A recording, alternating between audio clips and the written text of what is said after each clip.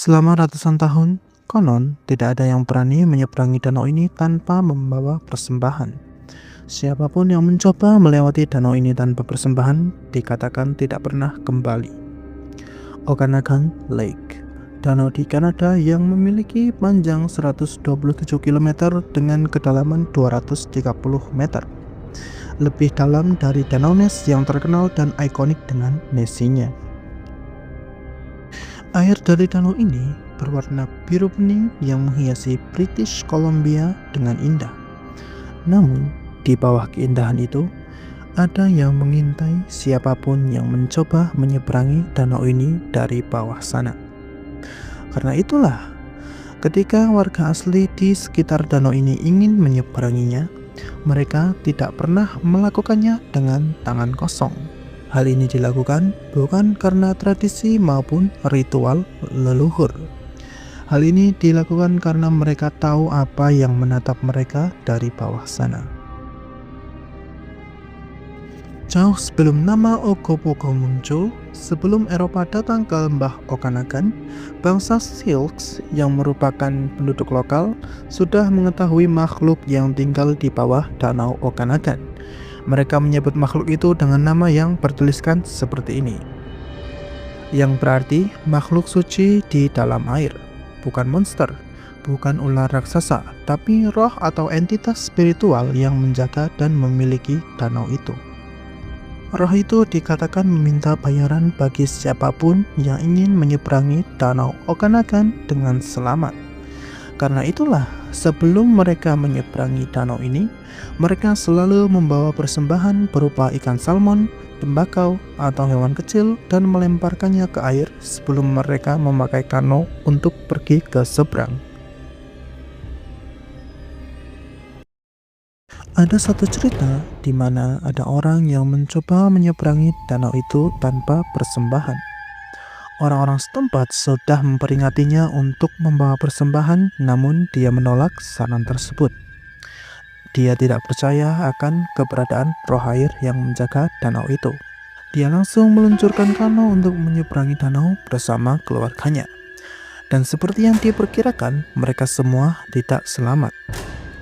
Menurut tradisi lisan setempat, makhluk itu mengayunkan ekornya, dan dalam sekejap kano yang dinaiki beserta apa yang ada di dalamnya tersedot ke dasar danau. Karena itulah selama ratusan tahun cerita ini dijadikan peringatan turun-temurun. Karena cerita ini jugalah selama ratusan tahun tidak ada yang berani mengabaikannya sampai kolonial Eropa datang. Kolonial Eropa pertama kali sampai ke lembah Okanagan di abad 19. Ketika mereka sampai di sana, mereka disambut dengan cerita roh air yang menjaga danau Okanagan. Kolonial Eropa yang mendengar cerita ini tertawa. Mereka tidak percaya dan bahkan mengolok kepercayaan ini. Tapi tawa mereka tidak bertahan lama. Di tahun 1855, seorang settler Metis yang bernama John McDougall menyeberangi danau dengan kuda-kudanya yang ia ikat di belakang kanonya. Ketika ia menyeberangi danau itu, ada sesuatu yang tidak terlihat menyeret kuda-kudanya ke bawah. Karena jika dibiarkan dia akan tenggelam, McDougall memutuskan untuk memotong tali-tali kudanya yang membuat mereka jatuh ke air dan tidak pernah ditemukan lagi. Cerita lain terjadi di tahun 1872. Seorang penulis yang cukup dihormati, Susan Ellison, menulis dalam diary-nya bahwa dia melihat seekor makhluk besar dengan kepala seperti kuda berenang di dekat Squally Point. Tulisan Ellison ini menjadi laporan tertulis pertama dari pendatang Eropa tentang makhluk di Danau Okanagan. Cerita yang lebih baru terjadi di tahun 1926. Sekitar 30 orang di pantai Okanagan Mission menyaksikan sesuatu yang besar muncul ke permukaan berulang kali selama hampir 20 menit. Bisa dibilang semua kalangan menyaksikan penampakan itu dari pantai. Sejak saat itulah nama Ogopogo dipakai untuk menyebut makhluk ini. Nama itu datang dari tempat yang paling tidak terduga. Nama itu diambil dari lagu humor di sebuah pertunjukan musik di Inggris pada tahun 1924 yang berjudul The Ogopogo, The Funny Foxtrot. Nama yang sungguh ironis, karena untuk menggambarkan makhluk yang memakan korban, Namanya diambil dari sebuah lagu humor.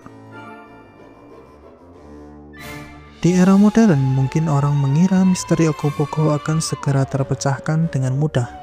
Tapi nyatanya tidak. Di tahun 1968, seorang pengendara bernama Art Fulton sedang berkendara di Highway 97. Ketika ia melewati danau, sesuatu menarik perhatiannya. Dia berhenti dan merekam penampakan itu dengan kameranya. Ketika dianalisis, footage yang ada di video itu disebut sebagai objek 3 dimensi yang solid, dan bukan gelombang maupun pantulan cahaya. Laporan lain terjadi di tahun 1989. Seorang saksi yang bernama John Kirk menyaksikan sesuatu sepanjang 10 hingga 12 meter dengan 5 punuk hitam yang licin membelah air. Makhluk itu bergerak dengan kecepatan yang ia perkirakan sekitar 40 km per jam. We've had multiple sightings here of 2 or 3 Ogopogo in Lake Okanagan. Perhaps there's more than one. Di tahun 2023, diadakanlah sebuah ekspedisi menggunakan ROV, kendaraan bawah air tanpa awak, untuk menyelidiki area sekitar Rattlesnake dan Squally Point. Di titik yang terdalam, kamera mereka menangkap sesuatu. Sebuah objek dengan panjang sekitar 3 meter bergerak di dekat kapal mereka.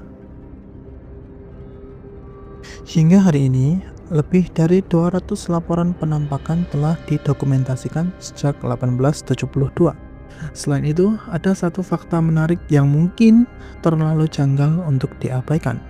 Apa itu? Rattlesnake dan Squally Point adalah tempat yang sama di mana orang-orang lokal melemparkan persembahan mereka.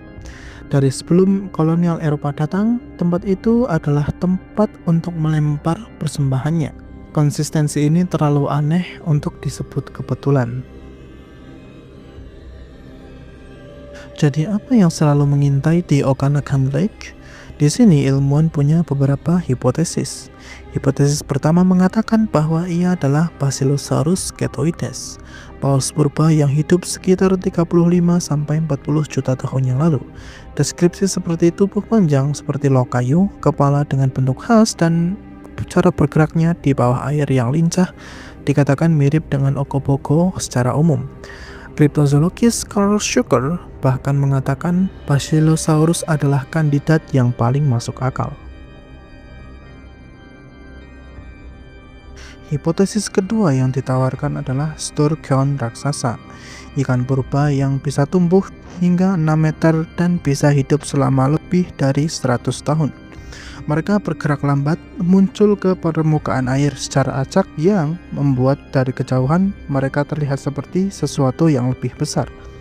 Bahkan, ada bounty hingga $10.000 bagi siapapun yang mampu membuktikan secara konkret akan keberadaan ini di danau tersebut, yang sampai sekarang belum ada yang berhasil.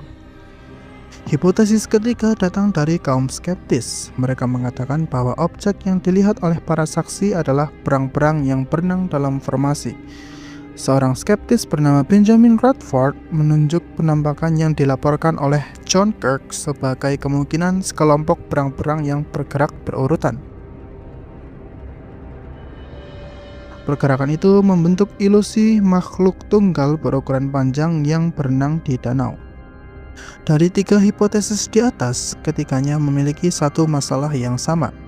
Mereka tidak bisa menjelaskan mengapa baik dari tradisi orang lokal maupun laporan pendatang Eropa selalu menunjuk ke titik yang sama. Okanagan Lake masih di sana, masih biru, masih indah, dan masih memanjakan mata. Namun, makhluk apa yang bersembunyi di balik keindahan itu belum bisa dipastikan. Mungkin Ogopogo tidak ada, mungkin itu Basilosaurus, atau mungkin itu hanyalah makhluk di tradisi lisan suku lokal untuk menjaga keasrian danau ini. Karena mitos adalah cara yang efektif untuk menjaga keasrian lingkungan.